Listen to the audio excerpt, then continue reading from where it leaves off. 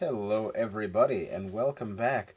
We are back here, of course, at our, what is, I think, clear by now, our most favorite slot car racetrack in the whole world. I am back, of course, with Uncle Jim, and some of you may remember a little while ago we posted a video about Jimmy's slot car collection. Well, there was a lot of questions in the comments, and there was a lot of things that we didn't get to talk about, so we're back here again with me, not my dad this time, to talk about this slot car collection, much to everyone's shock and horror. Yes, it is me this time. So let's go and take a look at some of the cars that Jimmy has in store for us today. Maybe we'll hear about a couple of stories. So let's go talk. I don't know if we covered these for sure. When your dad was here, we were doing so many things at one time. Right. This is a sort of a diorama of a straight at Le Mans. Yes. Le Mans was a race that ran from city to city, actually, and the main course was in Le Mans proper, and this represents the golden age of sports car racing. You can see there's everything represented from Ferrari to early Porsche, Jaguar, Mercedes-Benz, Yeah. BMW, and the interesting thing about this was that I wanted to replicate the woven fencing that you see in the background for so many years. Yes. And I did that using pine needles. Wow. You know, I picked them off of a fresh pine. They were about 2 or 3 inches long. Right. And I wove them through little branches that I drilled holes into this platform in. And I wove it. And I was intent on doing that because at Le Mans you see these woven areas that hold back berms of dirt. Right. The story behind that is that they would use hay bales for so many years, and then the hay bales would rot, and pretty soon it was this hump on the side of the road, and they would do that wicker basket weave to keep the dirt from coming down in the street. And then, of course, the Dunlop and all the advertisers took advantage of it because it made for good advertising as the cars streaked by. You might as well. But the reason they used so many hay bales because I think it was 1955, the Le Mans race. Yes. There was, you know about it? I've heard of it. Yeah. There was this car right here. Maybe not the same number, but it was a Mercedes that had a wing on the back that would come up and brake the car. Right. And somebody stopped. I don't know exactly what happened in front. Somebody stopped. He had to come to a brake. Some say that this flipped up and he lost control, hit the wall, the car disintegrated, and 80-some people? Yeah, about 86 people died. Yeah, there was an incident when a driver was attempting to come into the pits and cut in front of another driver who had to slow down very suddenly. So the driver of that one, who was a French racer named Levet, I think, he hit his brakes suddenly, and the car that was in front of him basically acted as a ramp.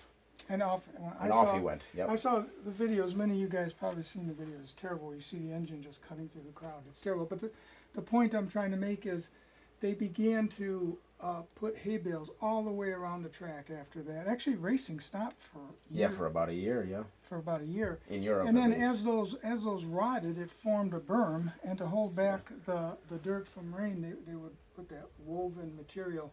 So that's what I tried to replicate here. That was. Some of these are definitely my favorite cars. Some are scratch built. This car here was just a regular street car. My dad was very into wanting to know what car I scratch made.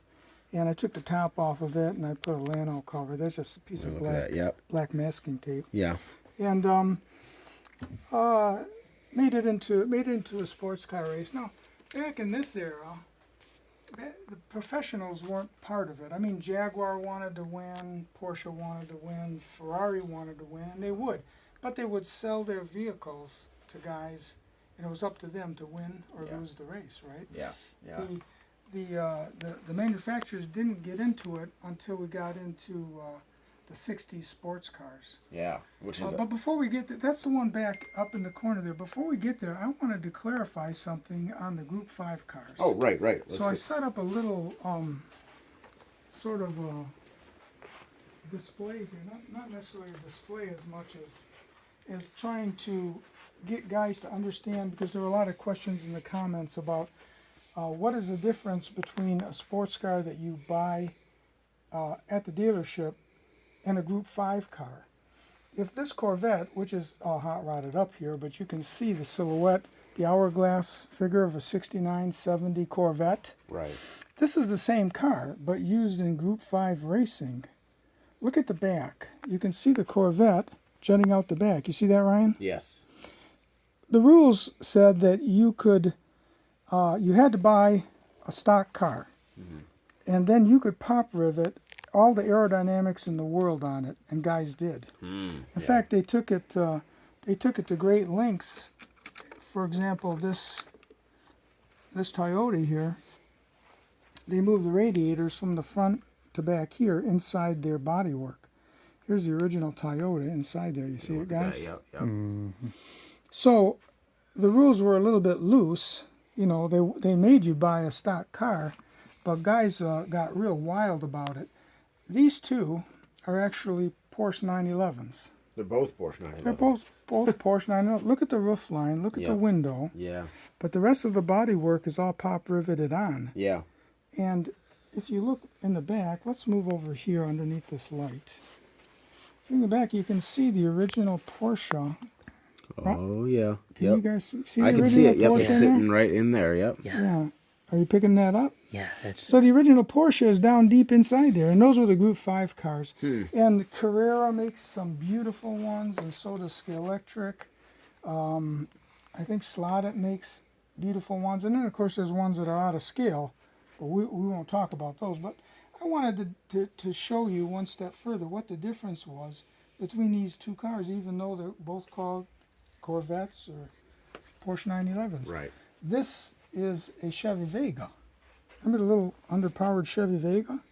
Oh, yeah. Made it look like a muscle car, didn't it? See it inside there? There it is. The wings and everything. They're great fun. They're great fun. This is a simple Opel. Oh, Yeah, made in Germany. will you look at that? And they bombarded it with pop riveted sections. And yeah. yeah, so that's a cool form of racing. I wanted to explain that further because Right. we didn't have time in the last one. Yeah, it's good to talk about that, yeah. But if we could go back to talk about racing, club racing, like the golden age of racing, and what happened in the 60s, Right. I began to explain this, and some people didn't understand. I had made a major mistake in that one video. Right, yeah, the first one. Yeah, I called this a Camaro Grand Sport. This is a Grand Sport Corvette. Right. It was a slip of the tongue. And the reason this Corvette and this Mustang played a large part in how racing changed was because the big money corporations got involved. Now, in the late 50s, the big three, which at that time was Chrysler, Ford, and General Motors, all signed a pact that said we will not promote racing anymore because people were getting killed. They did not want to have to put seatbelts in the car. They did not want to have to put crash pads on the dash. It was going to cost them money. Right. But by 1962, Henry Ford II had his fill. And he decided to go racing once again. And they started what they called the Total Performance Package. I can show you what NASCAR's came from, that Total Performance Yeah. edict that he put out. Well, we'll go over there and take a look at it in a second. Right. And so what they did is they went to Carroll Shelby, who at that point was just a race car, ex-race car driver, Right. who took a British car and put a Ford engine into it and turned it into a winner. That's the Cobra that everybody remembers. Of course, yeah. He took this Mustang and he turned it into a two-seater. Now the importance of that is, guys were asking me when we talked about Trans Am, Which is just if you behind can us look there. up behind us there. When we talked about Trans Am, the guys wrote and said, well, there's Mustangs up there, and there's Mustangs behind you in this sports car race. Well, the difference is that the Trans Am Mustang was the pony car that was sold at the dealership. You can see. Two-door sedan, back seat. All those Trans Am cars were what we called pony cars. Two-door sedans with a back seat for the kids. Right. Shelby changed this into a sports car. So even though they looked alike, they put parts in here that you could get to over the dealership. You took out the back seat, and you put in a big fiberglass panel and a roll bar. The car was lowered, had racing tires. The rear wheel well was cut out for bigger tires. There was a air Intake, scoop yeah. intake there to cool the brakes in the back. They took out the bumpers, and they added an airfoil in the front that was specially designed to force more air past the oil cooler in the front. So there's slight differences. And today, and back then, you could buy all those parts.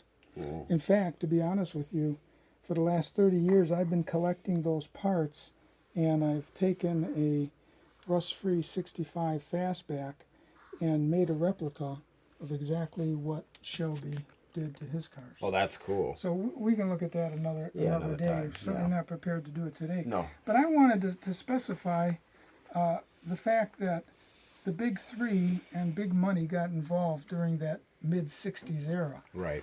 Here's an example of the Stingray that had parts put on it that were supposed to be quote unquote experimental, because Chevrolet did not want to commit, because they had made that pack with the big three, even though Ford was already throwing money at racing.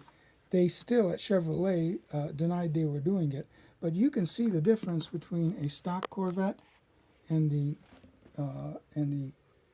Corvette that Jim Hall raced, and a couple other racers. You can see the wheel wells. Yes. You can see the hump for the bigger engine. There was all kinds of things that happened. Oil cooler moved to the back. Yeah, See the scoop. Brake cooling scoops on both sides. The car was lightened. And the point I'm trying to make here is that big money started to get into racing. And little by little, there was a separation between professional racing and club racing. So a lot of these cars, this represents a club race actually, but it was a club race where big corporations were putting money into it and winning races. Right. When Ford started that total performance thing, they ended up putting millions into racing Cobras and winning. Yeah. So the idea was to race on Sunday and sell cars on Monday. Right. You know? That's funny. So I wanted to clarify that. I wanted to explain what was going on here and why I highlighted the Shelby and the Grand Sport as something that changed the racing scene. That's something special. So you mentioned the total performance package. Let's see. Do you have any model examples? Well, the Trans Am cars, which we didn't look at real closely, these cars are 1960s NASCARs. And by this time, Ford was heavily invested in helping guys out. And they were actually designing and producing engines that they knew would do well at the track. Of course, they had to produce a car that had that motor in real life, and that's where the 428 big Fords, the Galaxies, came from. And Chrysler did the same thing, but Chevrolet did not get included in that. Chevrolet, at that, you see there's no Chevys up there, is there? No, there's no Chevys. It was all Chrysler and Ford. That's my model of North Wilkesboro Speedway, which doesn't exist anymore. So that's why I displayed those. And the big money led to cars being designed and sold that would race at super speedways. Here's a Daytona coupe, not coupe, but a Daytona, a Dodge Daytona. And if you notice, I'm going to bring this down. If you notice, they had the big gull wing in the back, and the nose was tapered. It was aerodynamically designed as like a flying torpedo to go close to 200 miles an hour on the track. And Ford's version of that, this was, Plymouth's was the Superbird, Yes. and the Dodge was the Daytona, and Ford had the Torino Talladega. Though they didn't have a wing, they had a spoiler put in the back, and this nose is unique to the Torino, so that it would increase aerodynamics. So in 1969, these cars arrived. Late 69, Ford tried to catch up, and some of these were sold to the public. Huh. And I think France, who ran NASCAR, needed 1,000. It was so popular that they made 2,500 Dodge Daytonas. Huh. The thing is, we talked about safety. The cars began going so much faster than they were the year before that there were some dramatic crashes. And since the cars were backed by Ford and Chrysler, the regular guys who towed their car in, they'd build an NASCAR car in their garage Right. and just tow it in behind a pickup truck to get it there. Those days were over. Right. It became big league racing. People liked it, but it was too dangerous. Yeah. And NASCAR decided to put what they called restrictor plates, a simple plate between the carburetor and the engine to just cut down on the speed. And it was thoroughly hated. And some cars that were dominating got bigger restrictor plates. The day of run what you brung was over. Yeah. And by 1971, I think, they outlawed these cars. Actually, they didn't outlaw them. What they did is they said you can no longer run the big 366 cubic inches, I think it was. And they couldn't run anything bigger than a 306. And there was one guy, in fact, I got a picture of him somewhere, who raced one of these Winged Wonders in '71, and he almost won Daytona. Huh. He almost won Daytona. I forgot exactly what happened. He got sideswiped out at the end, and it was done by another Chrysler product. And since they didn't make that big engine anymore in production, Right. it could have been very well that the guy was asked to be eliminated so that those big wing cars wouldn't race anymore. And he didn't race anymore. Mysteriously, he just stopped racing. So that spelled the end of this. So this represents Talladega, which was one of the fastest speedways between 69 and 70. And then by 71, the cars looked like the cars that came out of the dealership. Yeah. The Winged Wonders were done. And they're just sort of. And today, the cars, actually what happened, you know what? I forgot to tell you that when all those restrictor plates started to upset the number of people watching NASCAR racing, Right. Winston, it just so happened that the tobacco industry could no longer advertise on TV. So they changed it to what they call the Winston Cup, and millions of dollars from Reynolds Corporation that makes cigarettes Yeah. went into racing, and it became called the Winston Cup.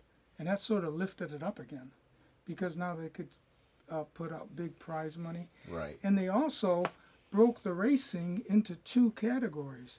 There was, what was it called? The Winston Cup Grand, hang on a minute, I gotta get that right.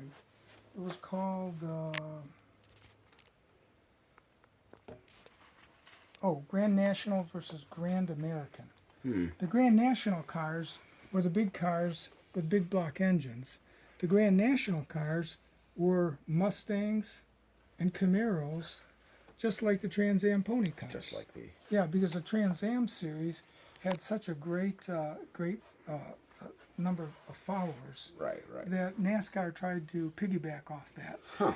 But it didn't go well, because you had these Mustangs and Camaros racing at the same time these big block cars were. And then Winston came in, the Winston Cup Series and, Right. and the Reynolds. Then finally, after the tobacco industry did so well, other sponsors started to come out of nowhere. DuPont and Valvoline, Yeah. Shell oil. All and that. even Post cereal with the Cheerios cars and McDonald's. Right. So that's what I represent up there with my Daytona shelf.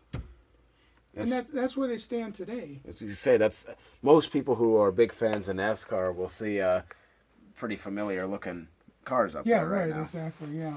Those right there are almost 20 years old as opposed to today, but they sort of look the same. And the reason for that is because the restrictions are such that, and I've said this before, it's like buying a go-kart. Everybody runs the same chassis, and you Right. just change the skin on it. Right. And it's gotten to be more of a personality clash between drivers. Yeah. So people will choose a driver as opposed to a car make. You know Yeah. what I mean?